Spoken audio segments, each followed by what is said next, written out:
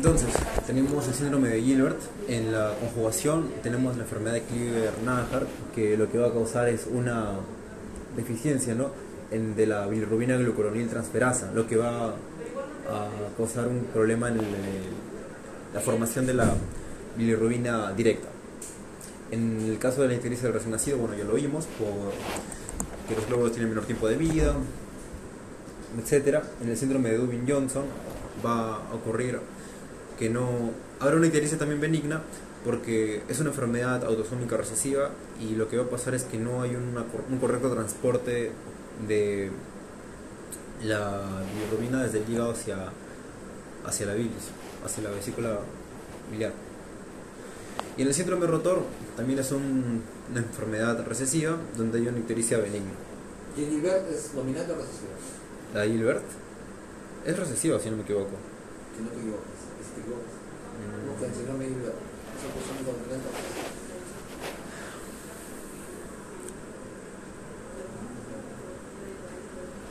Te pasaba un increíble, ¿no? Todas estas hepatopatías, a pesar de que tienen nombres raros y todo, son relativamente frecuentes. O sea, sí van a encontrar. Yo les contiendo que tengo un amigo de promoción. No tenía porque, o sea, por está vivo, ¿no? Tengo un amigo de promoción que tiene Gilbert. Cuando íbamos a tomar, se ponía marido. Porque empeoran justamente con algunos ingredientes que recesiva es Gilbert, ¿sí? Claro. Klinger-Najar también. Recesiva. Sí, el mío es recesiva.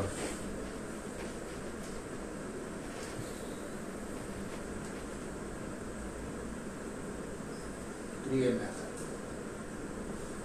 También recesiva. Ya. Si es recesiva, eso significa que los dos padres tienen que tenerlo para que uno de los hijos tenga. O sea, los dos padres tendrían que tener los genes, ya tengan la enfermedad o bien sean portadores. Si tienen la enfermedad, la mitad de esos hijos van a tener. Si son portadores, van a tener uno de cada 4 puede tener la alelo recesivo, ¿no? Minúscula. Así es. Bueno, vamos bajando. La obstrucción de la vía biliar intrahepática por cirrosis. Ahí está, pues no te digo que es cirrosis biliar. Así es. Y algunas patologías intrahepáticas son rarísimas. Sí. Cirrosis biliar y la necrosis hepatocelular por hepatitis. La hepatitis, generalmente una hepatitis viral, ¿no? ¿Cuál es la hepatitis más común? ¿Saben? Sí. Aunque la más famosa es la B, ¿no? La más famosa sí la B, pero la más común es la más común. La más común la transmisión es fecal. Sí, muy bien. Ajá. Ya luego mientras va avanzando se va haciendo más grave, ¿no? La C es un poco más grave, la D es un poco más grave, bueno, la E no, pero hasta A, B, C ha ido aumentando la gravedad de la enfermedad. Y por obstrucción biliar extrahepática, que esta sí es un poco más frecuente, ya sea por cálculos biliares, esta es típica, o si no por el páncreas, que al crecer va a empujar. Recordemos que el páncreas va a crecer hacia la cabeza del páncreas hacia la derecha, entonces va a causar una obstrucción. Todo lo que sea periampular, ¿no? En la ampolla donde desemboca la vía biliar y la vía del pancreático, ¿no? O sea, ¿se acuerdan, no? Sí. La anatomía. Justo en la ampolla desemboca el conducto biliar y el conducto pancreático. Entonces en esa ampolla, cualquier cosa que la empuje, cualquier cosa que altere la anatomía de esa sección del duodeno y que produzca compresión de la vía por donde se evacúa la bilis, va a hacer que se empiece a acumular y luego, como no tiene por dónde salir, pasa a salir. Sí. Claro. Entonces, bueno, recordemos rápidamente, ¿no? La bilirrubina indirecta llega al hígado, se forma directa, llega al intestino, se forma el urobilinógeno. Este urobilinógeno va a ir tanto al riñón como al intestino grueso, donde se va a formar el estercobilinógeno. Acuérdense de esterco de heces. Entonces este le va a dar el color a las heces, y el urobilinógeno va a darle el color a la orina, la urobilina. Ya, eso sería lo fisiológico, lo normal. Vamos a ver los 3 tipos de ictericias. Como vimos, la prehepática, la hepática y la poshepática. Vamos a explicarlas una por una, qué signos nos pueden dar tanto en las heces como en la orina, que es lo que más nos va a importar, porque eso le vamos a preguntar a nuestro paciente, ¿no? No le vamos a pedir que nos explique si tiene alguna deficiencia de algo, sino que vamos a pedirle de qué color son tus heces y de qué color es tu orina. En la ictericia prehepática habrá un aumento de la hemólisis de los glóbulos rojos, principalmente por anemia hemolítica. Por ejemplo, el glóbulo rojo está agrandado o está muy alargado, va a pasar por el vaso, al no pasar de una manera tan fácil como lo harían los demás glóbulos, va a ser reconocido por el macrófago y se lo va a comer. Hemos hablado de anemias hemolíticas, cuando pusimos anemias, si se acordarán. La falciforme, La falciforme es cuando hay alteraciones de la forma. pero por esa razón también se pueden romper, Claro, o sea, los pueden hay destruir. alteraciones de la forma, corpusculares se le llama. ¿Se acuerdan o no se acuerdan que hablamos de anemias hemolíticas cuando vimos anemias? No se acuerdan. La hemólisis va a producirse en cualquier glóbulo rojo que esté alterado, sea por la forma, o sea porque tenga algún tipo de deficiencia. Por ejemplo, La hemolítica que tiene deficiencia de... habéis dicho antes. La falciforme B12. Regresa tu cuadro. ¿Qué dice? Hemolítica de inmune baja glucosa 6. Fosfato de deshidrogenasa. Tiene que relacionar usted los conceptos, o sea, la medicina es una. Cuando hablamos de digestivo estamos hablando de metabolismo de la bilirrubina, pero además la anemia hemolítica, que es algo que hemos visto en anemia, tiene relación con la hiperbilirubinemia indirecta. Entonces, tiene que relacionar los conceptos. No pueden ustedes simplemente decir, a partir de ahora yo solamente veo gastos, después veo solo riñón. No, así no es. La medicina es uno, el cuerpo es uno. Usted tiene que aprender a relacionar todos los conceptos. Les enseña de esta manera, de manera ordenada y sistemática, pero no es que así van a aprender, ¿no? Solo debo estudiar, no. Es más, yo por ejemplo veo lo mío cuando yo tengo un paciente, pero estoy siempre al tanto de otras cosas que ocurran que puedan o no estar relacionadas conmigo, con mi especialidad. Si no están relacionadas con mi especialidad, yo veo que es algo importante, entonces yo lo mando al especialista. Si veo que parece que no es muy importante, pero sí está relacionado con lo mío, entonces yo tengo que tocar la oreja, aguantarme la velocidad, tomarme más tiempo para examinar, para preguntar.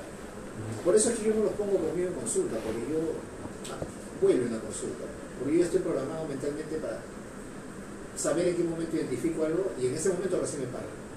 Pues yo no puedo pararme a hacer una historia clínica con un paciente de consulta porque ya usualmente son crónicos, aparecen una que otra sintomatología, entonces dependiendo de eso yo relaciono, o sea, está relacionado con mi especialidad, entonces yo mismo lo veo, tengo que tomarme más tiempo para preguntar, mirar, ver si necesito un examen nuevo, y si no lo está, tengo que mandar a un especialista que le corresponda.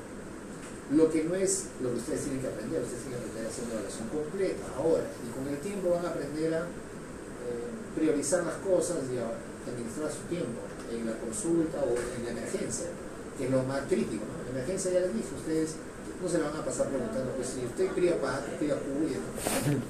Ustedes van a ir a buscar el síndrome y rapidito buscarlo. En su cabeza tienen que estar ya las cosas que pueden ser las causantes de ese síndrome. Ya, dale. Ya.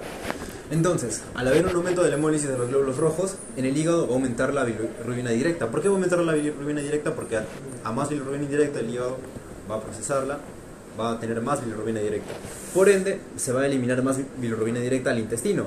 Entonces se va a formar más urobilinógeno que hubiera el riñón para hacer urobilina, se va a reabsorber más urobilinógeno, se va a formar más estercobilinógeno en el intestino grueso, como habíamos dicho, y se va a secretar más estercobilina en las heces. No hay acumulación de bilirrubina indirecta ni bilirrubina directa, sino que va a aumentar su producción, porque recordemos, este hígado supuestamente es sano, ¿no? Así que el normal va a trabajar, por un tiempo al menos. Los valores hepáticos no van a aumentar, porque como mencionamos, el problema no es hepático, sino prehepático. ¿A qué te refieres con los valores hepáticos? Los valores de exámenes del hígado. ¿Cómo qué examen? Ajá. ¿Por qué? Porque el metabolismo, o sea, no es que el problema sea en el hígado, sino que va a ser antes. ¿Qué indican las transaminasas normales bajas o elevadas? Las elevadas indican una infección. No. Justo lo que has estado diciendo hace un momento. Las transaminasas son una medición de la función del hígado, del hepatocito. Entonces cuando aumentan es porque hay daño hepatocelular. ¿Okay? Cuando ustedes han hecho su curso de laboratorio, ¿no? Sí. ¿No les han enseñado? Sí. ¿Sí? ¿No se acuerdan? Es distinto cuando aumenta, por ejemplo, la fosfatasa alcalina o la gamma glutamina transferasa. Cuando aumenta la fosfatasa alcalina y la gamma glutamina transferasa, ¿por qué es?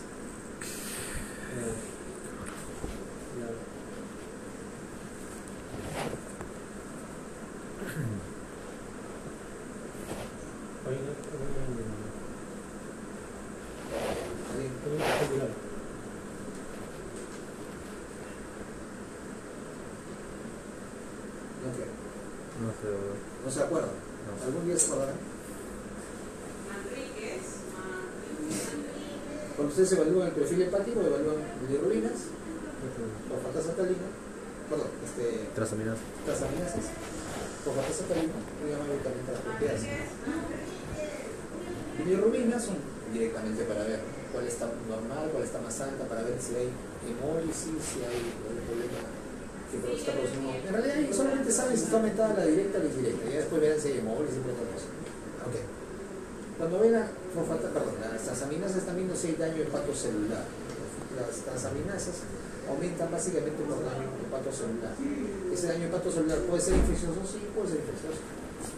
Puede ser, por ejemplo, hepatitis, que es lo más común. Pero ahí van a estar en rango pues, de miles, cuando lo normal es menos de 40. Pero a veces yo veo una persona común y corriente, caminando por la calle, le hago sus transaminasas y yo le encuentro que tiene 80. Eso no es normal. Pero tampoco está en miles. Si está gordito, eso puede ser lo que conocemos como estatosis hepática no alcohólica.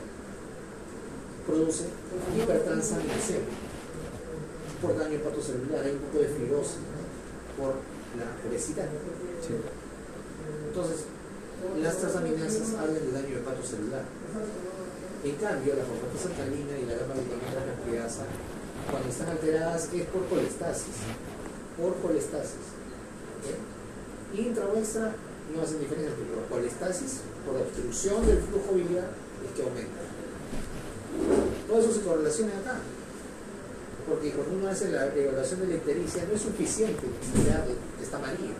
Es cierto, el que está ictérico por hiperbilirubinemia indirecta es más lento, es un amarillo patito, ¿no?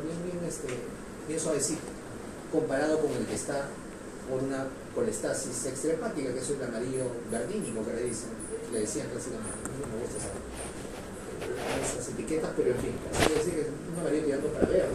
El medio es justo el hepatocelular. Así clásicamente le describen, o le deben haber escrito.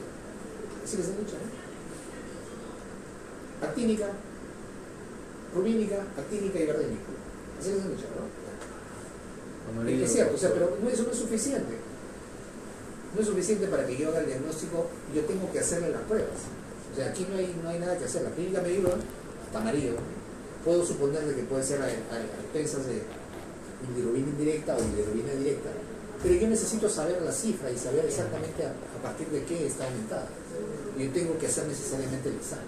Y cuando yo hago el examen le tengo que pedir además otras pruebas, justamente para ver todas estas posibles etiologías. No, yo tengo que pedirle lo que conocemos como perfil hepático, yo tengo que saber interpretar el resultado del perfil hepático. Así como tienen que mirar cómo están las CS, la orina, también cuando pidan los exámenes y midan la bilirrubina y midan el perfil hepático, tienen que saber interpretarlo. ¿Ok? Ya, vamos, vale. ¿Dónde me quedé?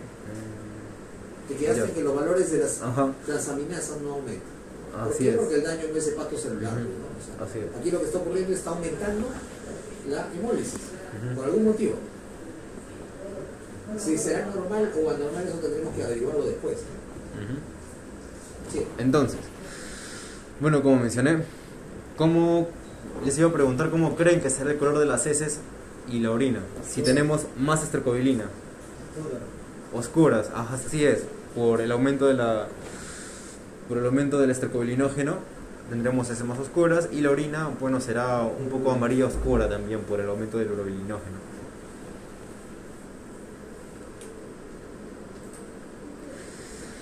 Luego tenemos la ictericia hepática, donde hay acumulación de la bilirrubina indirecta, pero ya no es que va a ser procesada normalmente para convertir esa bilirrubina directa por el hígado, sino que el problema va a ser el hígado mismo. Va a tener problemas para conjugar la bilirrubina indirecta a indirecta, o sea, de captación o el ingreso de la bilirrubina para que ésta pueda ser procesada.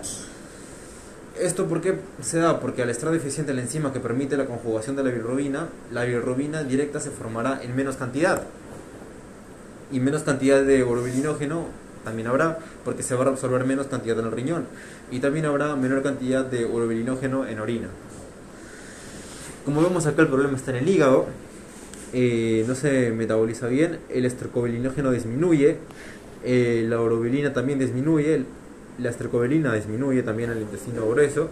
Entonces, ¿cómo creen que encontraríamos las heces y la orina en este caso? Así es. ¿Cómo se llamaba la heces? Bueno, no blancas, pero sí aclaradas. Acolia, así es. Y la orina también puede estar normal, pero también un poco disminuida. Porque recordemos que la orina no solamente, su coloración no solamente depende de la Acolia o hipocolia y en la orina. Acoluria. Hipocolúrico. O sea, no puede estar sin color. De regresa atrás.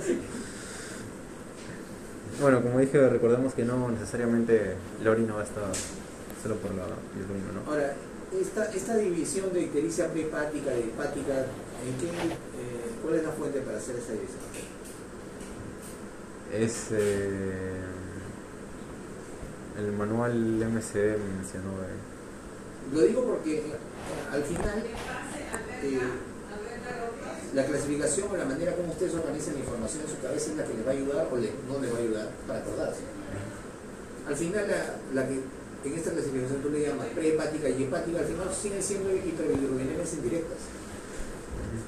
La diferencia está en que el problema, por un lado, está fuera del hígado y por otro lado está en el hígado. Y eso lo que va a hacer, finalmente va a cambiar la manifestación clínica, pero al final las dos son indirectas. Entonces, de repente, para que quede claro, deberíamos hablar de hiperbilirrubinemia o ictericia no conjugada, que puede ser prehepática o hepática. Porque la ictericia conjugada puede ser también hepática, ¿verdad? Ictericia conjugada. Claro. Bueno, si recién sale del hígado. ¿En qué casos? ¿Más frecuente? En la colestasis. No. La hepatitis, pues. Porque es hepática, se destruyen los hepatocitos. Ahí lo que ocurre es que se destruye el hepatocito y todo el hepatocito, todo su contenido es vaciado en la sangre. Entre ellos, la bilirrubina. Entonces, ¿es hepática o no es hepática? Es hepática. Es hepatotóxica. Y entonces, pero no es indirecta, sino es directa. ¿Te das cuenta? Sí. Entonces, para que no haya confusión, probablemente sea mejor que coloques de esa manera. Y que ustedes también piensen, ¿no? O sea, ¿de qué manera les es más fácil acordarse? ¿Como indirecta o directa? ¿O como prehepática, hepática o poshepática? Al final la hepática puede ser hiperbilirubinemia indirecta o directa, dependiendo del mecanismo. Y así. Bueno, entonces acabando con la ictericia hepática, ahora vamos a pasar a la última, probablemente la más importante después de la hepática, la poshepática, donde existe un problema para la salida de la bilirrubina directa hacia el intestino. O sea, el hígado ya conjugó la bilirrubina y va a haber una acumulación. No va a ser tan elevada como la prehepática, pero sí va a ser notoria. No hay bilirrubina que se convierta en urobilinógeno porque no está llegando al riñón, pues. No puede producirse la urobilina. ¿Cómo se va a producir si no llega? Principalmente el urobilinógeno, o sea, la bilirrubina directa. Si no hay urobilinógeno en orina, tampoco va a haber urobilina. Y la bilirrubina indirecta que se está acumulando en el hígado va a llegar a través de la circulación al riñón y se va a excretar en la orina. O sea, no va a llegar, lo normal era que al riñón llegue la bilirrubina indirecta, ¿recuerdan? Después de que sea conjugada. Pero ahora por el problema de que no puede llegar la bilirrubina al espacio intestinal, va a darse toda una vuelta y va a llegar de todas formas, pero va a ser la indirecta, o sea, por la misma sangre. Entonces, bueno, va a ser excretada en la orina, pues ni modo. Y la coloración de la orina entonces será muy oscura. Está llegándole la bilirrubina indirecta. como si no pasara por el hígado y tuviera que irse de frente al riñón. Entonces vamos a ver una orina muy muy oscura de color caoba, una orina bien, como si fuera café. ¿Y las heces? Ajá, ¿cómo van a estar las heces? Afuera, porque no hay urinea. Así es. Las heces van a estar de un color bien claro o acuario, bueno, blancas. Ajá. Las fosempáticas o las obstructivas o las colestásicas son las que producen la mayor disminución del color de las heces, ¿no? Blancas, ¿sabes? Bueno, blancas no, No, claras. bien claras. Bueno, entonces, acá, como mencionó el doctor, tenemos una clasificación de hiperbilirrubinemia no conjugada y la conjugada. La no conjugada puede ser aumento por producción de bilirrubina, ya sea en la hemólisis extravascular, también en la intravascular, la extravasación de la sangre a los tejidos, la diseritropoiesis, o sea, la malformación de los glóbulos rojos, la enfermedad de Wilson, que es cuando hay un aumento de cobre mayor a lo normal. ¿Por qué? En el tracto sanguíneo. ¿Por qué? ¿Por qué hay un aumento de cobre? Y el que tiene mucho así. Por una deficiencia de... Una deficiencia enzimática. Ajá. Eso también salió en un capítulo de House. Ese sí no lo oí. Hay que mirar todos los capítulos de House. Estoy en eso. Eso salió también, es más, en uno de los primeros capítulos. Ellos dicen, el doctor se le tiene Un bastón. Claro. ser autista. No, no es autista. No, ¿cómo se llama el doctor? No era autista. Autista era el otro, el John. Ah, ese es The Good Doctor. Ah. Ajá. El buen doctor. Es eso. Es una serie más contemporánea. Ya. Bueno, Wilson, ¿no? Como el mejor amigo de House. Luego tenemos la alteración de la captación de la bilirrubina hepática, como en falla cardíaca. ¿Por qué la falla cardíaca podría causarme, bueno, una alteración de la bilirrubina hepática? O sea, ¿por qué podría causarme daño al hígado, en pocas palabras, la falla cardíaca? Para empezar, ¿sería la derecha o la izquierda? Claro, la derecha, ¿no? Porque ya es crónica. ¿Y alguna idea de por qué creen que podría causar problemas al hígado?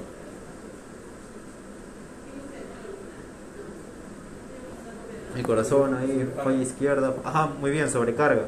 Va a haber sangre en el hígado y pues obviamente no, sangre que no debería estar ahí, ¿no? La Exceso de falla sangre. derecha produce congestión. Ajá, ¿No?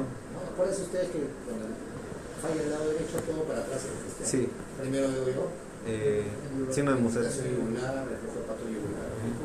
Abdomino yugular. Como debe más. Y luego todo hacia atrás se congestiona. Cava superior, plano inferior. Inferior. Sistema porta-hepático. Se congestiona el hígado, se llena de sangre. ¿Qué más? Entonces, vamos a también tener derivaciones portosistémicas, nos pueden causar un problema. Pacientes con síndrome de Gilbert, que ya lo habíamos explicado, un síndrome recesivo donde hay una ictericia benigna. Y ciertos medicamentos como la rifampicina, el probenecid, el ácido fluospádico y el bonamiodil. Ya no usamos probenecid. La rifampicina todavía se usa en algunos tuberculosos, en algunos casos infecciones de la piel, pero casi no se usa. Conjugación alterada de la bilirrubina. Esto va a pasar, bueno, cuando su mismo nombre lo dice, la conjugación de la bilirrubina está alterada. O sea, podría ser también por síndrome, como los recién nacidos, el hipertiroidismo, por exceso de etinilestradiol. El exceso de estradiol y de testosteronas nos va a causar un signo muy común de la cirrosis que vamos a ver más adelante. Y las enfermedades hepáticas, como la hepatitis crónica o la cirrosis avanzada. Acá ya empezamos a ver la cirrosis y de acá ya no lo vamos a soltar hasta que acabe la exposición. ¿Por qué? Porque la cirrosis es el estadio final del daño hepático, ¿no? El síndrome de Klinger-Nayer, la deficiencia del GUPD. Y luego tenemos ya las hiperbilirrubinemias conjugadas. ¿Qué causas puede tener esto? El defecto del transporte canalicular de aniones orgánicos, como el síndrome de Dubin-Johnson, que es un problema para que pase la bilirrubina del hígado a la bilis. el síndrome del rotor, que causa una ictericia benigna también, que no tiene, esto sí, no tiene picazón, esta ictericia que causa el síndrome del rotor.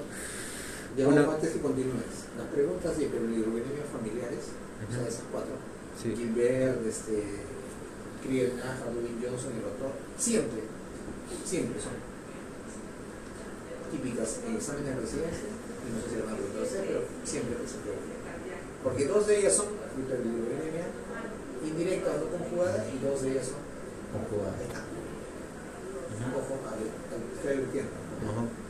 Cualquier combinación de cuál es correcta, cuál es incorrecta, de esta producción. O sea, hay miles de combinaciones posibles.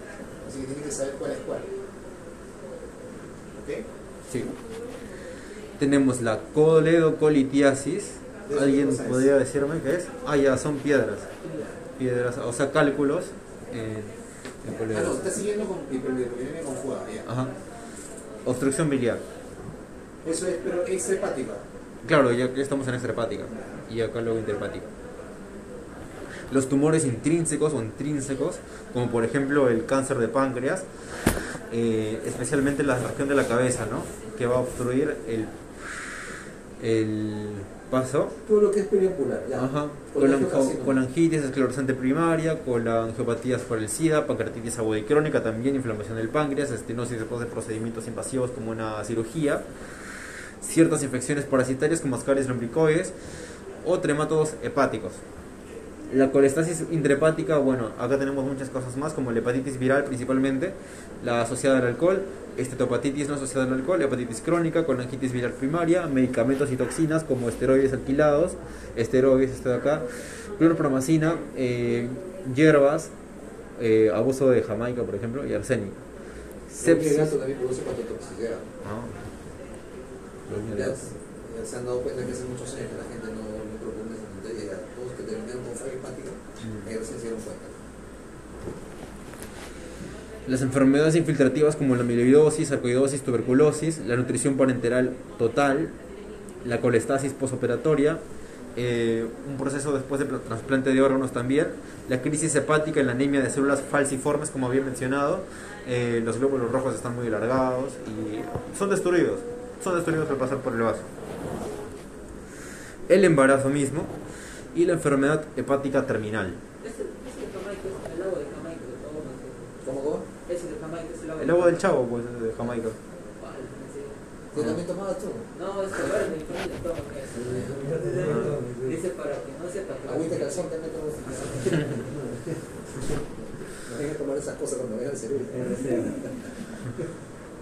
Bueno, acá tenemos también el cuadro, los cuadros del Argente, que parece un poco copia del otro cuadro que presenté del Up to Date.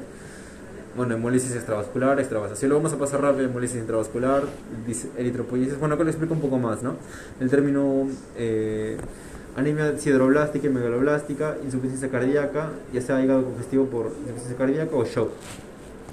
Cirrosis, rifampicina, probenecid, la enfermedad de Gilbert, la de Krieger-Najar, Gilbert otra vez, inmadurez neonatal, como hemos explicado al principio, por fármacos en alcohol, principalmente el alcohol, las toxinas, que nos va a llevar a una cirrosis crónicamente, el lupus eritematoso sistémico en las inmunitarias, la hepatitis autoinmune también, y la cirrosis biliar primaria, ¿no? Luego tenemos también las hepatitis virales, hepatitis alcohólicas, sepsis en casos de posoperatorios por algún daño puede causar esterosis, y la hepatopatía crónica, cirrosis biliar primaria, colangitis, hepatitis y a nutrición parenteral y trasplante de órganos. Ya, hepatitis A, B y C, herpes virus, fiebre amarilla, adenovirus Es hiperbilirubinemia conjugada. o directa. Ojidirecta va a ser causada por la hepatitis A, B y C. También tenemos enfermedades micóticas como la cándida, las parasitarias por el mintos, protozoos también, las neoplasias. Hepática. Sí, Ya, dale, hermano. como hasta la tuberculosis. Las neoplasias, las enfermedades metabólicas hereditarias, la mayoría de las que mencioné, la de Wilson, las hemocromatosis, porfirias, déficit de alfa-1 antitripsina. ¿A veces se acuerdan también de en qué enfermedad estaba presente el déficit del alfa-1 antitripsina?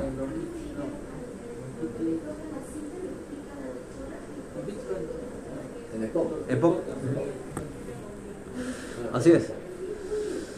esteatohepatitis, las sistémicas como la isquemia aguda, el hígado congestivo, la enfermedad hepática veno-oclusiva, en el embarazo, bueno, síndrome de Dubin-Johnson, rotor, colestasis y otros, isquemia hepática, también infarto del hígado, y porfiria, tirotoxicosis, parásitos también otra vez, y ya. Por último tenemos la colestasis extrahepática, que puede ser por pancreatitis, por neoplasias, todo lo que obstruye el camino del paso del hígado.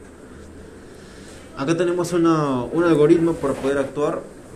Primero debemos pensar en que podemos pensar ya sea bilirrubina indirecta o indirecta.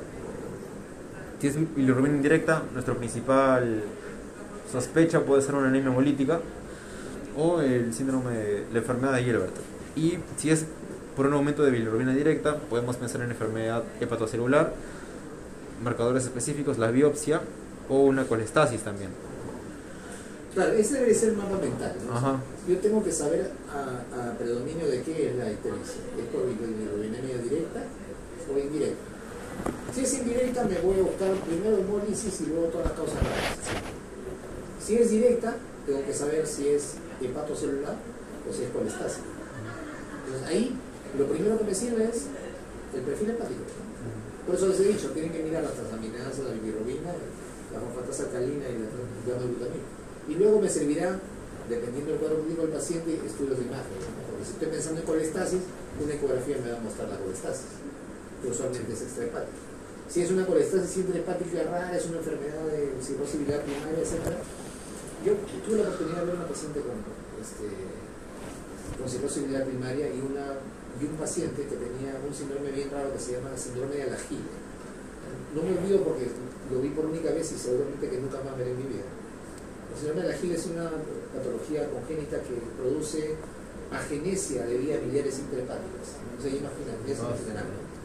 Era un pata que tenía 14, 15 años de este tamaño. Tenía alteraciones musculoesqueléticas, dentarias y era amarillo. O sea, obviamente su expectativa de vida era corta. Sí. Qué pena, ¿no? O sea, son cosas rarísimas que ustedes no van a ver. Lo más frecuente que van a ver es colestasis extrahepática, cálculos, tumores ventriculares, cualquier cosa que obstruya la salida de la bilis, que es por donde se elimina la bilirrubina, hacia el tracto digestivo. Y ahí van a ver hipocolia o alcoholia. No pasa, no se va la sangre, no pasa a las heces, no sale el intestino, que es donde debería producirle y darle color a las heces. Sí.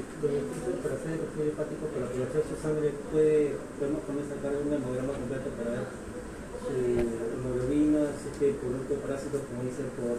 No, claro, o sea, cuando ustedes piden un examen, no solamente le van a sacar la sangre para esto, ¿no? Me refiero a que esos exámenes están dirigidos para que ustedes hagan la disquisición, si es hepatocelular o es colestasis. Bueno, le digo porque yo de pequeño tuve hepatitis A, ¿no? Y primero me sacaron sangre para ver mi hemoglobina y después volvieron a sacarme sangre para hacerme, creo, en ese momento. Claro, lo que pasa es que normalmente uno debería tener la sospecha etiológica antes, ¿no? O sea, si yo hago y miro a un paciente con ictericia, ya pues el diagnóstico está fácil, el síndrome ictérico. Pero ya saben ustedes que nosotros no debemos quedarnos con el diagnóstico síndrome. Y tengo que ir a buscar la etiología clínicamente. Pues si viene, por ejemplo, por eso están los casos clínicos para que ustedes piensen. Si viene un joven de 12, 13 años, que su mamá dice que primero empezó a sentirse mal, ¿no? Malestar general, astenia, náuseas, vómitos, y de repente después empezó a mirar que estaba amarillo. Yo veo y está amarillo, efectivamente. Entonces, mi diagnóstico es fácil, el síndrome ictérico. ¿Cuál es la etiología más probable? ¿Náuseas, vómitos? ¿Y está amarillo? Vómito, malestar general, ictericia. Hepatitis. Hepatitis A, pues. ¿Qué voy a hacer? Cuando le pidan la sangre le voy a pedir los marcadores. También le pediré la fosfatasa alcalina. Y me voy a dar cuenta que ¿cuál va a estar aumentada? La fosfatasa alcalina, las transaminasas, ¿cuál va a estar aumentada? La transaminasa, pues el hepatitis va a estar por rango de 1000. Le pediré también su serología o su marcador viral. No sé cuál está pidiendo. La hepatitis A usualmente tiene claro, si piden antigénico. La hepatitis B estoy obligado a pedir antigénico. Y un trabajador de salud tengo que pedirlo, ¿no? Sí. IBS, todas las letras. Entonces, el diagnóstico sindrómico es sencillo en la ictericia porque el signo es visible. Ustedes lo miran. Van a ver diversas tonalidades de amarillo, pero es amarillo al fin y al cabo. No hay forma de que no se den cuenta. Salvo que hagan una teleconsulta, pero si no lo miren, ¿no? Pero si lo están mirando el paciente se van a dar cuenta de eso. Y luego tienen que buscar en el examen físico otros signos adicionales que les ayuden, ¿no? Si es cirrótico, mirar unas arañas vasculares, etc. Y ustedes deben tener ya al final de la historia el diagnóstico sindrómico, que lo tienen que decir que lo miran, y la posible etiología. No pueden ir a un plan de trabajo si no tienen etiología. Y en orden, ¿no? Prioritario. Esto primero, esto segundo, esto tercero. Y ahí le piden los exámenes que son para eso. Y si no es ninguno de lo que pensaron, ahí recién pondrán otra vez a pensar qué cosa puede ser. Pero si ustedes hacen bien la historia, hacen bien el examen y orientan bien sus diagnósticos, no van a tener que ir a una segunda vez. Van a dar a la primera nomás, y no vamos a utilizar ni vamos a desperdiciar tantos exámenes. ¿Okay? Entonces, ya yendo al cuadro clínico, en la ictericia hepática, que pertenece al cuadro clínico generalmente de la cirrosis, vamos a ver varias cosas que ya conocemos. Primero, las telangiectasias en forma de araña, ¿no? Vasos sanguíneos subcutáneos dilatados que van a aparecer en tres condiciones clínicas. Puede ser en embarazo, en desnutrición o en cirrosis. ¿En cuál creen que va a estar relacionada la ictericia? Cirrosis, obviamente, ¿no? Y van a avanzar o retroceder a la par de la enfermedad que las cause. No necesariamente en cirrosis, puede ser en insuficiencia hepática, pero ya cuando uno llega a cirrosis, como sabemos, es inalterable, ya no hay retroceso. El eritema palmar también es un enrojecimiento de las palmas. Está asociado a la telangiectasia, suelen aparecer y desaparecer al mismo tiempo. La ginecomastia va a darse por el estrógeno y la testosterona, que van a estar, dado el fallo hepático, estos van a estar más tiempo circulando y al no poder ser metabolizados correctamente, entonces van a producir el aumento de las mamas en los hombres. Y la dilatación de las venas en la pared abdominal, como hemos visto, esto tiene su nombre peculiar, la cabeza de Medusa, ¿no? Presionamos, se va hacia todos lados, el caput medusae en latín. ¿Y eso es por? Por dilatación de las venas de la pared abdominal. La dilatación de las venas se llama eso, pero ¿es por qué? ¿Cuál es la causa? Compresión de la vena cava, ¿no? Del sistema portal. Es hipertensión portal, ya les he Ajá, dicho, ya les he sí. mostrado en los cuatro patrones. El patrón normal, ¿cómo es el patrón normal? Para acá, Para acá, ¿qué? por el ring, pero en la misma velocidad, lento. Por encima del ombligo, todos van para arriba. Ajá. Por debajo del ombligo, Todos van para abajo. en hipertensión portal, cabeza medusa. O sea, todo es radial. Sí. Cuando es obstrucción de la vena cava superior, Va para arriba. todo para abajo. Ya. Y obstrucción de la vena cava inferior, Todo para arriba. ¿ok? Síndrome de vena cava superior, pues, ¿no? Las venas no han visto. ¿No? A ver, clavijina, entonces, ¿no? Sí. ¿De acuerdo? ¿Ok? No se olviden eso, ¿eh? No se olviden porque, o sea, a veces se ve, no siempre se ve. Tiene que haber un grado importante de obstrucción o de hipertensión portal para que vean esas cosas. Pero cuando lo vean ya es prácticamente determinante de que hay hipertensión portal, de que hay obstrucción de la vena cava superior o obstrucción de la vena cava inferior. Ya, dale. También vamos a ver esplenomegalia, por la hipertensión portal grave, o sea, agrandamiento del vaso. Asterixis, van a ser los brazos erectos con palmas mirando hacia el frente, ¿no? Como si el paciente estuviese queriendo parar el tráfico. ¿Qué cosa de voy a ver eso? El signo es el asterix. ¿Cuál es el signo? A que el paciente no puede controlar sus movimientos Tiembla. voluntarios. Ajá. Va a ser así, puede doblar, no solamente con las manos, sino también con los extremidades Eso, superiores, eso, los dedos. el temblor involuntario. Ya, El movimiento involuntario de las manos. esplenomegalia, ¿cómo la voy a detectar? ¿Palpación o percusión mejor? ¿Cómo la voy a detectar mejor? ¿Palpación o percusión? La palpación. Ya. La palpación es para el hígado y para el vaso, Sí. tiene mayor valor, ya les he mostrado, o sea, yo les he enseñado a palpar y a percutir todo, saben, lo van a hacer cuando sea necesario, pero la palpación es la que nos da más información, tanto en el hígado como en el vaso. Sí. Entonces, va a estar asociado a encefalopatía hepática, ¿no? Ya esto va a ser más avanzado y justamente es por eso es que no se ve tanto. Ya en este punto ya no hay mucho que hacer y va a indicar desaparición de la actividad eléctrica en el músculo. Por eso es que se contrae involuntariamente. Y el hedor hepático asociado a la comunicación portal sistémica también, el paciente va a tener un aliento a podrido, bueno, describe la literatura como a huevo podrido con ajos. Ajá. Y bueno, ese va a ser el aliento del paciente. Y por último, un extra, es una ¿Cómo se llama esa? telangiectasia también, ¿cómo se llama? Yo les he dicho eso. No, yo me lo sé de verdad, pero... Yo les he dicho eso también antes. ¿Cómo se llama esa? ¿Una nariz de payaso? Ajá. No, pero ¿cómo se llama? Tiene un nombre. No voy a poner esto en un canal de payaso. Payasito baila. Se llama rinofima. Rinofima, así es. Yo les he dicho eso antes. Rinofima. Hace como una pelota la nariz, se pone así, bien vascularizada.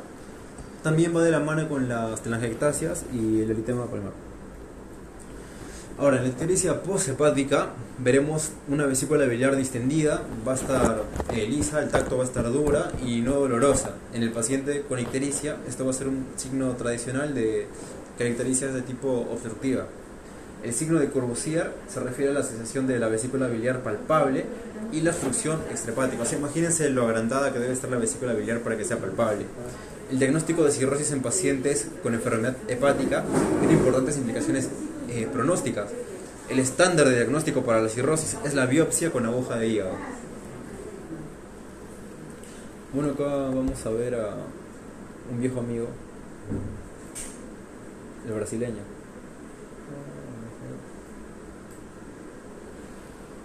Ahí está, ¿no? Nos ponemos en la posición, así el paciente está echado, la cabeza acá y los pies acá. Tocamos la parte derecha, bajamos hasta debajo de la zona, el borde external, y buscamos acá el punto de Murphy, si no me equivoco. Está al revés, ¿no? O sea, Está al revés. La cabeza Ajá. está para acá. Sí, por eso está agarrando acá del lado derecho. Es bien raro, yo nunca he tocado una vesícula. Bien raro. Sí. No deberíamos, ¿no? Y a ver, Víctor, explícanos acá qué hay. Bueno, acá tenemos una parte del McGee. Como ya es costumbre, vamos a ver los Lailigos retios. En este caso, por el diagnóstico de la enfermedad hepatocelular en pacientes con ictericia. O sea, si vamos a nuestro paciente ictérico, pensamos, si dirigimos nuestro diagnóstico de enfermedad hepatocelular, ¿qué deberíamos ver? La apariencia general, pérdida de peso. ¿Cuánto tiene de LR? Nada, no significativo. La piel, angiomas en la araña, las telangiectasias, 4.7. Está regular, pero si está ausente, 0.6. O sea que tendríamos que encontrar más de uno de esos signos. Y generalmente van de la mano. Así que está bien, podemos encontrar más de uno, es lo más probable de hecho. El eritema palmar, 9.8 y 0.5. Entonces, si encontramos esos dos juntos que generalmente van de la mano, ya podemos pensar en una probable enfermedad hepatocelular. De hecho, ya nos daría el diagnóstico. El abdomen dilatado de las venas Caput Medusae, 17.5. Traducido por Google, ¿no? Porque son Sí. venas abdominales dilatadas.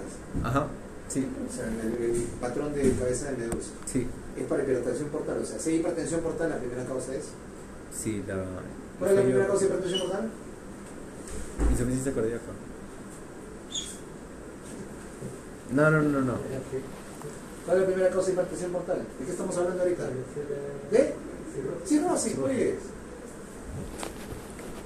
Si hay hipertensión portal, ya estamos en un grado avanzado de cirrosis. Sí. Por eso es que tiene ese LR de 17.5. Ya es evidente que es cirrosis. Sí, o como mínimo es enfermedad Ninguno de los hepatocelular. tres sirve, o sea, la ausencia de ninguno, la ausencia de cualquiera de Sí. los tres, no descarta que haya cirrosis. Más aún ahora, en estos tiempos en los cuales hacemos el diagnóstico, ni siquiera es clínico, sino el diagnóstico laboratorio por biopsia. Sí. El paciente tiene cirrosis, pero no tiene estigmas, eso se llaman estigmas hepáticos. No tiene estigmas, porque no dejamos que avance mucho su enfermedad, pero Sí. hacemos una prueba de función hepática, tiene las transaminases 100, 200. Le hacemos una biopsia, está alterado, ya tiene cirrosis. Sí. Pero se va un child A, pues no un child B, no tiene los estigmas, pero ya tiene cirrosis. Sí. Por eso, si no encontramos, ahí están los LRs, no descarta. Si los encontramos, ya pues me confirma. Ya saben ustedes que son dos cosas, ¿no? yo debo usar el signo o la prueba para confirmar o descartar, pero la mayoría de las pruebas me sirven muy bien para uno, pero no mucho para el otro. No hay una prueba así perfecta que me sirva para confirmar o descartar, o ningún signo que me sirva para confirmar y descartar. Siempre vamos a tener a favor de uno de ellos. Sí. Entonces, la citis, como mencionamos, también acompañada de la cabeza de Medusa, el vaso palpable 2.9, la citis tiene 4.4. Como ven, ninguno sirve si no lo vemos, o sea, no nos sirve para descartar. Y miren este de acá, vesícula biliar palpable en el lado derecho, 0.04, imagínense. O sea, es casi perfecto, pero está a la inversa, ¿no? O sea, sirve para, si lo encontramos, para descartarnos que el paciente no tendría un problema hepatocelular, sino más bien sería, ¿qué? ¿Poshepático o prehepático? Extrahepático. Bueno, extrahepático o poshepático, ¿no? Porque esto no deberíamos encontrar asociado a la cirrosis. Si lo encontramos, ya prácticamente no deberíamos encontrar esto de acá y nos indicaría que el problema está fuera del hígado. El hígado palpable no es significativo, la sensibilidad del hígado tampoco no es significativa. Ahora bien, para algo más avanzado que la enfermedad hepática, la cirrosis, ya la fase final, los angiomas en araña tienen 4.2 también, el eritema palmar 3.7, la reducción del cuerpo o el vello púbico 8.8 acompañado de la ginecomastia. Justamente esto por la... ¿Recuerdan cómo era la disposición del vello en hombres? ¿Cómo? ¿Qué?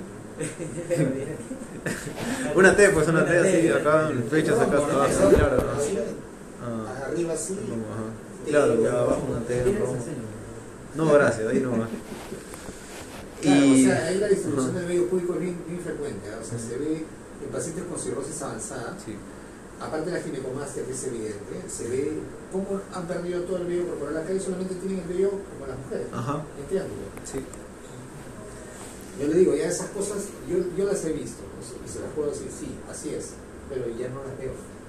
Es difícil verlas ahora, afortunadamente, ¿no? Afortunadamente. Acompañada de la ginecomastia, ¿no? Esto nos indica la presencia del estradiol. La pared abdominal de las venas dilatadas, 9.5 también. O sea, si vemos estos signos es porque el paciente muy probablemente tenga cirrosis, ya sería el todo junto, ya tiene cirrosis, pero ya Ajá. perdimos, ya está seguramente mucha deseo de... No, sí, ya estaría bastante grave. La palpación no nos ayuda mucho. Bueno, regular 3.3 y la citis 6.6 nos da.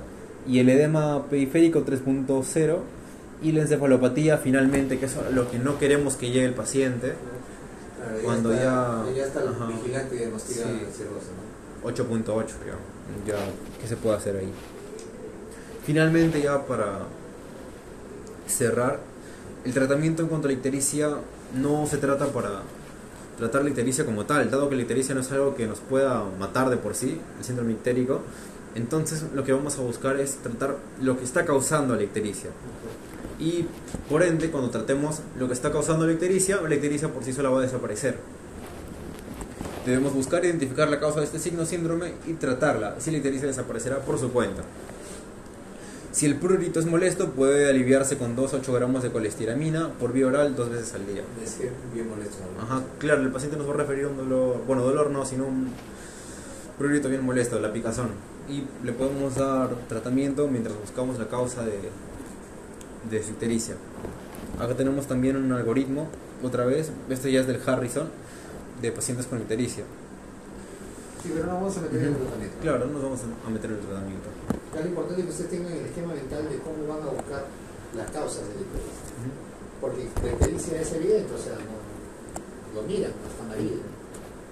La disquisición tiene que ser, esta ictericia es abdominio indirecto o es abdominio directo. Para eso necesitan una examen, ¿no? Pero además, cuando hacen la historia clínica, ustedes deben saber que la directa es o hepatocelular o es extrahepática o es colestática.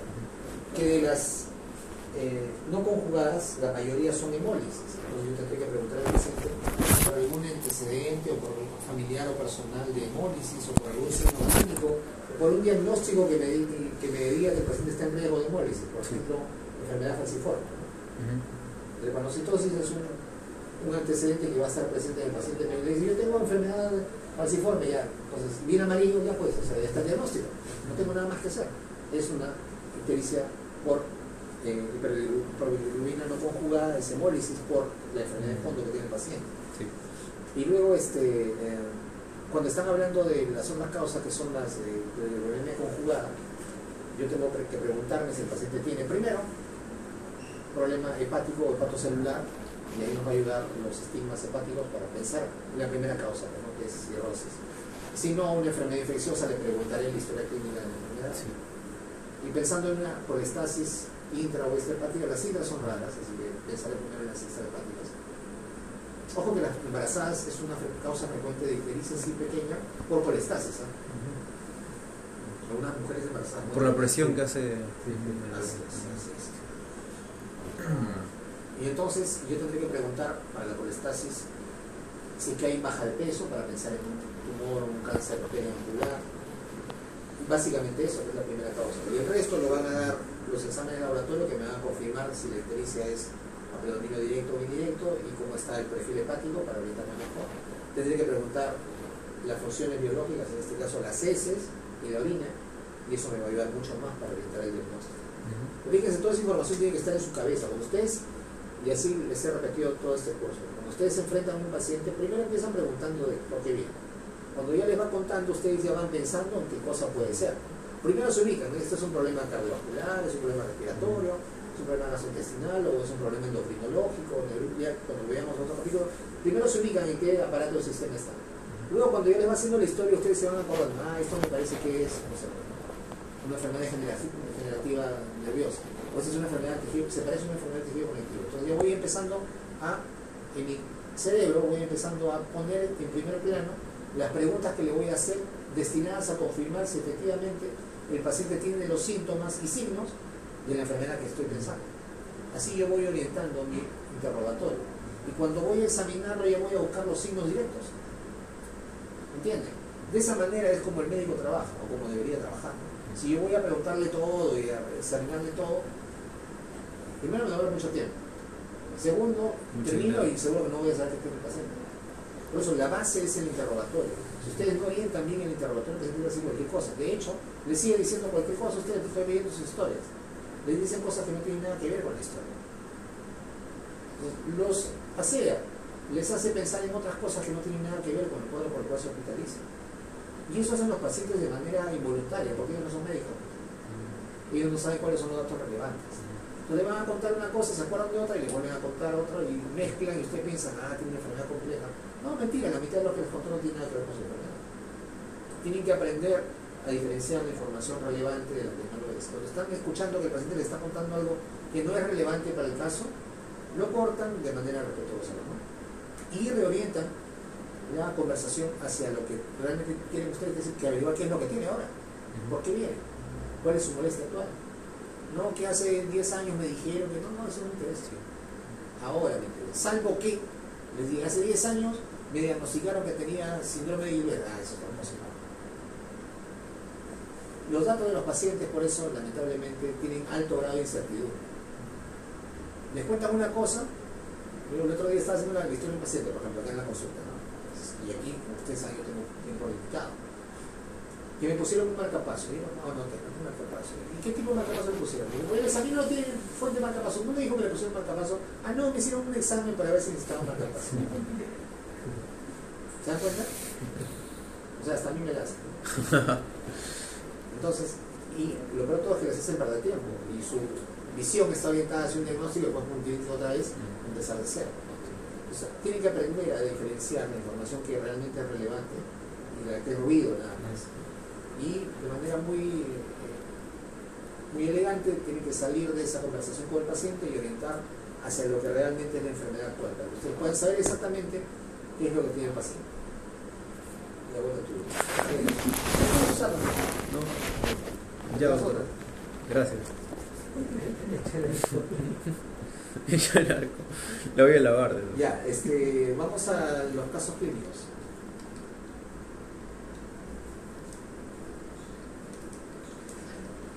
Uno por uno. Ya. Gustavo, un chofer de taxi de 57 años. tiene una ictericia progresiva de 2 meses, no refiere dolor abdominal, ni náuseas, ni vómitos, y no ha tenido fiebre, ni ha perdido, bueno, ha perdido aproximadamente 10 kilos ¿En cuánto tiempo? en 2 meses de evolución. Se le observa un paciente ictérico, adelgazado, y en el abdomen se palpa una vesícula no dolorosa. ¿Cómo interpreta el hallazgo de una vesícula palpable no dolorosa? Antes de eso, ya. ¿Cuáles son, tenemos que pensar de la manera como les he enseñado a pensar? ¿Cuáles son los signos y síntomas importantes en este paciente? Ictericia, síndrome ictérico. ¿Qué más? También Primero los tiene- signos y síntomas. Ya. Después nos iremos a los síndromes. Fiebre. Primero ictericia. ¿Qué más? Dolor abdominal. No hay dolor abdominal. Sí, dolor. Ah, no lo refiere, perdón. Pérdida de peso. Ictericia, fiebre, pérdida de peso. ¿Cómo se llama esa pérdida de peso importante, más de 10 kilos en los últimos 6 meses? Eso tiene un nombre. Bueno, pérdida de peso ya, vamos a poner ahora el nombre del señor. O sea, ¿cuál es hasta ahora lo más importante? Ictericia, pérdida de peso y qué más? La vesícula que está Vesícula palpable, no dolorosa. no dolorosa. Esas tres. Esas tres cosas. Ajá. Yo tengo síndrome ictérico. Síndrome dolórico. ¿Cómo? Dolórico. Síndrome dolórico. Ictérico. Ay, no, pero, o sea, síndrome del dolor. ¿De qué? Del dolor. ¿Por qué? Si no tiene dolor. A ver, ¿no? Síndrome ¿Qué pasa? Que ¿Qué la- te has tomado antes de dormir? que la fiebre. No. Hoy día no vas a tomar café, vas a tomar agua. No, necesito café, más bien me voy a dormir. Ya. Síndrome febril. ¿Qué? Febril. No tiene fiebre. No tiene fiebre ni dolor. Baja tu revolución. No tiene fiebre. Síndrome ictérico. La Ya, baja de no. peso mayor a 10 kilos en 6 meses se llama síndrome consultivo. ¿Ya? Básicamente es eso, baja de peso, astenia, más de 10 kilos en 6 meses. Te ha bajado 10 kilos en 2 meses. O sea, es un montón. Sí. Síndrome consultivo, síndrome ictérico y lo otro es un signo aislado, que es la vesícula palpable no dolorosa. Si yo tengo vesícula palpable dolorosa, pues es una colecistitis por una obstrucción, ¿no? Pero si yo tengo la vesícula palpable no dolorosa, es más, eso se describe en el Zulos como la vesícula aporcelanada. Se palpa la vesícula dura y no le duele al paciente. ¿Cuál sería la primera posibilidad de diagnóstico? Adrián? En este paciente que tiene ictericia, síndrome ictérico, tiene un síndrome consultivo y una vesícula palpable dolorosa. No No dolorosa. dolores. ¿Podría ser algún cáncer? ¿Cuál de ellos te parece que sería? ¿Tipo cáncer?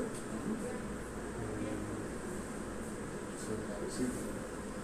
Así es. Para mí también sería la primera posibilidad. Para mí también. Pues, o sea, la única, casi la única posibilidad en la cual se palpa una vesícula, ¿qué sería? Quería sacarle la pantalla porque debajo de la imagen está la respuesta. ¿Puedo ponerlo?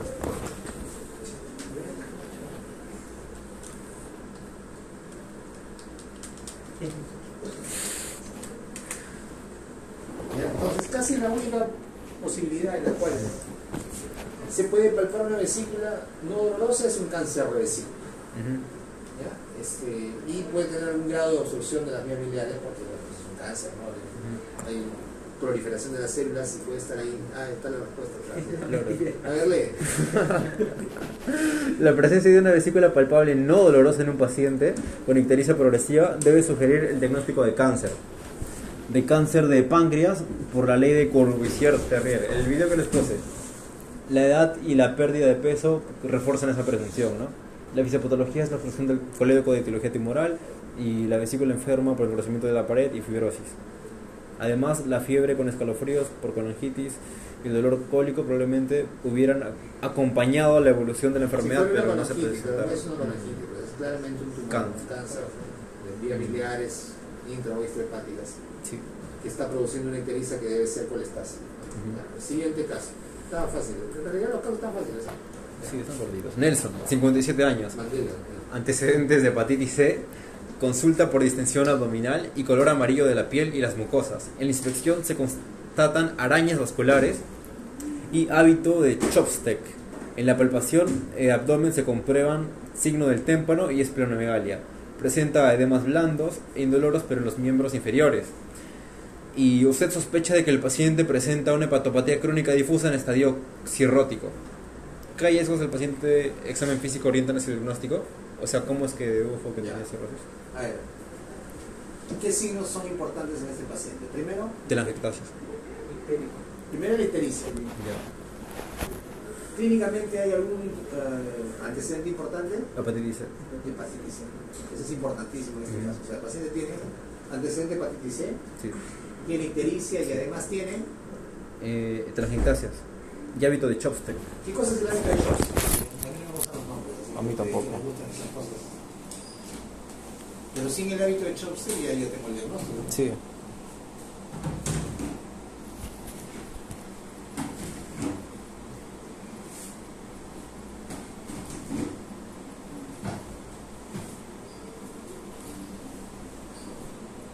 Cuando el nervio facial del paciente se encuentra delante de la oreja, es golpeado suavemente. No, ese es el signo de Chebostek y Trousseau. Exacto, todas esas tonterías me aprendí. Me sorprendo.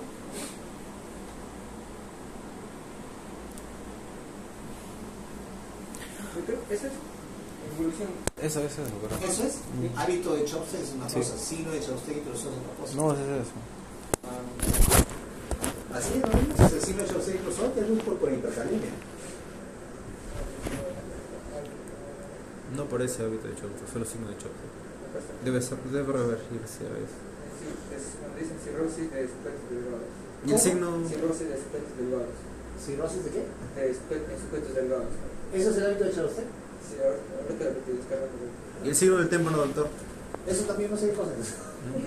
Cuando le presionábamos, creo, y se sacaba ¿Será que mucho. cuando... O sea, todas esas cosas raras que dicen en su voz y algunas en la gente ya no está enseñado porque no tiene sentido, ¿no? De repente se refiere a... O sea, aquí hay un signo importante, o hay un par de signos importantes que me hacen suponer, que juntos me hacen suponer que el paciente además tiene ascitis. Lo que dicen de vello cubiano, ignorancia, circulación colateral del abdomen, Ya. nebulosis, ginecomas gastro. Ya. Eso es el hábito de Chebostek. Y el témpano que le pega con el martillo en la rodilla y no... Sí, es el signo del témpano. Después me dice que percutir el hígado mientras el paciente se encuentra de cógito supino y tendrá la percepción de que el hígado flota en la realidad del producto. Eso es. En forma líquida. Eso es. ¿Ves? Acá tenemos tres, miren. Hasta aquí llegamos ya.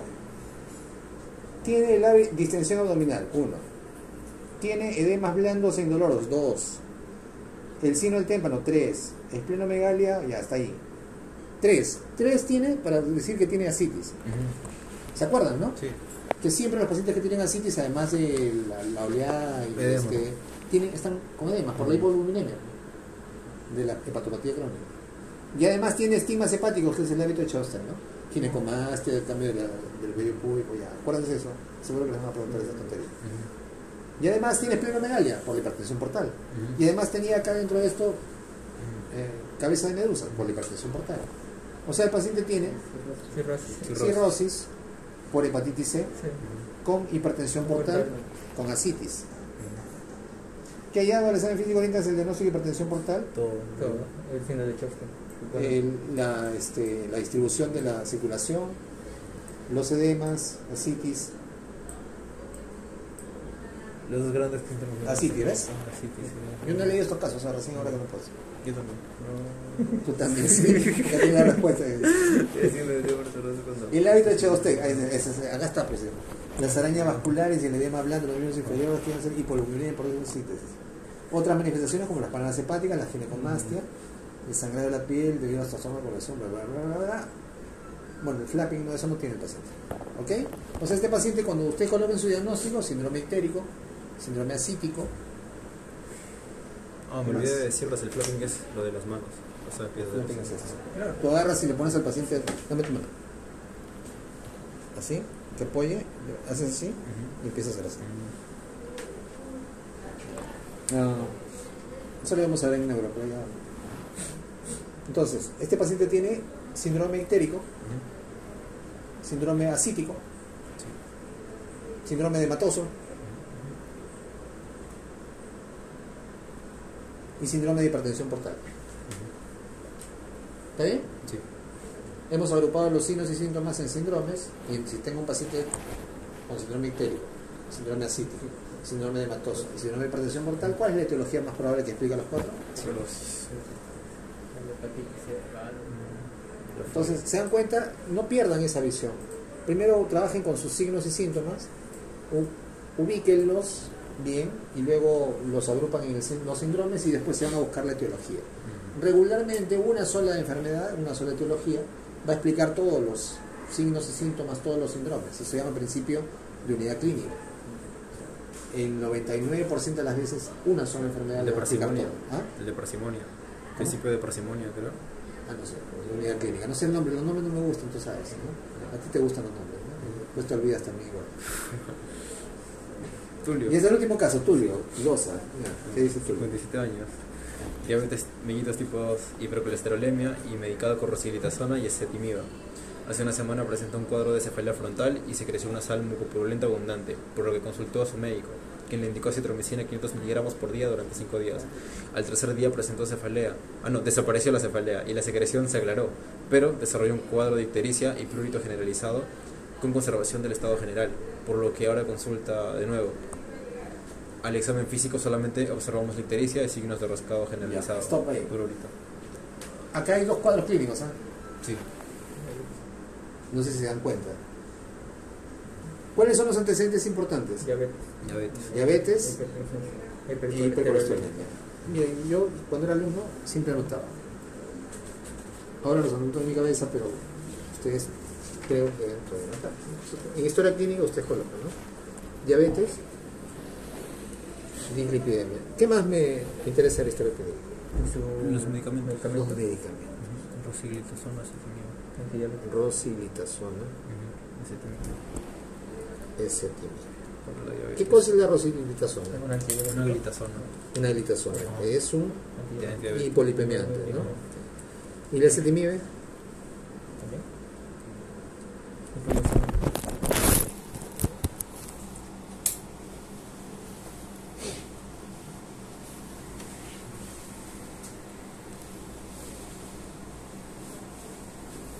Hipocolesterol. Es un hipolipemiante. ¿Ya? Me llama la atención que no tome, en vez de ezetimibe, la primera alternativa para el diabético debería ser una estatina. Pero no toma una estatina, toma ezetimibe. Bueno, en fin. No vamos a dar de manejo que no es el corresponde. Tampoco utilizamos ya ni rosiglitazona ni pioglitazona, ¿no? Es más, la rosi no se usa pero hace siglos, ¿no? Porque se encontró que este grupo de medicamentos, las tiazolidinionas, que es un grupo farmacológico, si bien es cierto, disminuían la glucosa y producían un mejor control de la diabetes, aumentaban el riesgo cardiovascular, sobre todo esta, la rosiglitazona. Ya no lo usamos, ya no se usa. Pero bueno, en la historia clínica, en nuestro caso, lo utiliza. Luego la paciente, o el paciente, tiene un cuadro de cefalea frontal, secreción nasal mucopurulenta abundante. Este cuadro clínico, ¿a qué les hace parecer? Cefalea frontal, secreción muconasal. Sinusitis. Sinusitis frontal. Por los focos. ¿No? Entonces el paciente tiene una intercurrencia, que tiene sinusitis, y entonces ¿qué ocurre? Le recetan Antibiótico. acitromicina. Ahí está. Por 5 días.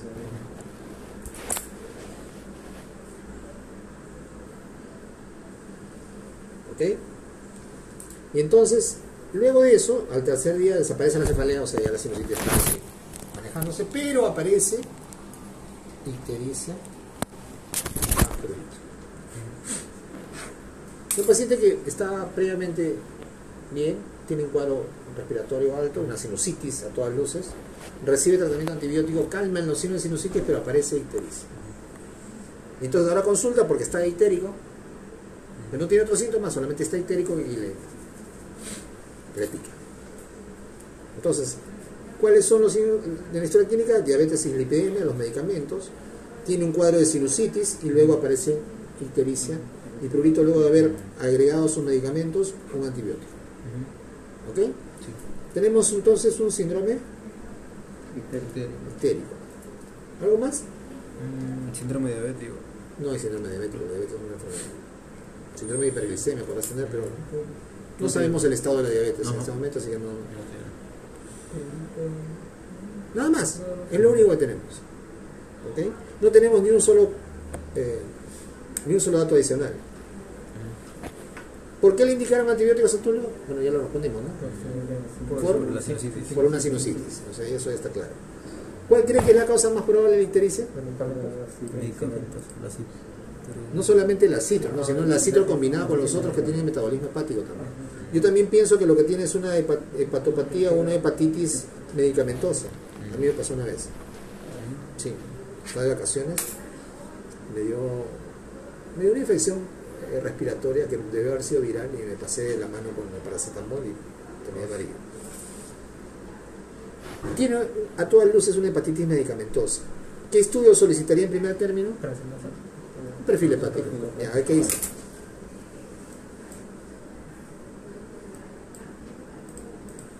La indicación del antibiótico obedecía el diagnóstico preventivo de una sinusitis aguda bacteriana en un paciente inmunodeprimido por la diabetes.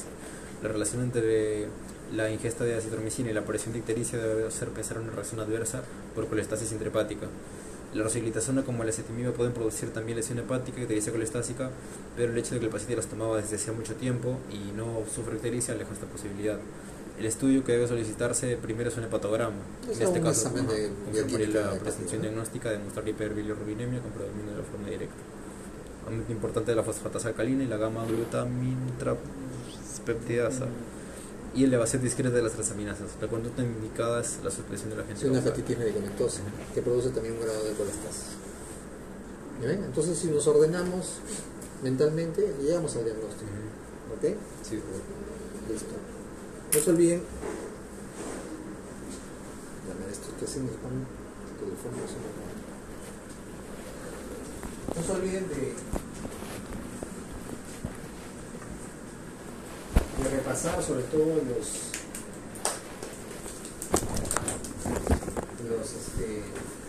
las hiperbilirrubinemia que son congénitas. Esa es una pregunta. Con eso se puede hacer un examen completo, solo con eso. Recuerdo que cuando estaba entrenado me tocó hacer una, no sé si era profesión o por eso, y un pulmón del cuadro clínico, los agentes que aceleran porque el paciente lo aumenta la hiperbilirrubinemia, por ejemplo el alcohol, por eso se dice que el alcohol es una de las cosas que aumenta. El paciente, ustedes lo ven, tiene ictericia bien discreta, ¿no? O sea, en estado basal solamente anda la ictericia si mira sus escleras, están ligeramente amarillas, lo que llamaríamos unas escleras sucias. Entonces notan un poquito de que está sucio ya, pero cuando le dan alcohol o algunos medicamentos que tienen un hepático, ahí sí se nota la ictericia. Y a veces sí se nota en las manos. En el Gilbert, que es el que ya me amigo con eso. Los otros son más o menos iguales. Pero eso, repito, suele ser una pregunta recurrente en los exámenes de la ciencia. A veces entregado también en corto. Vamos a tomar café nosotros. Ya lo tomo. No hay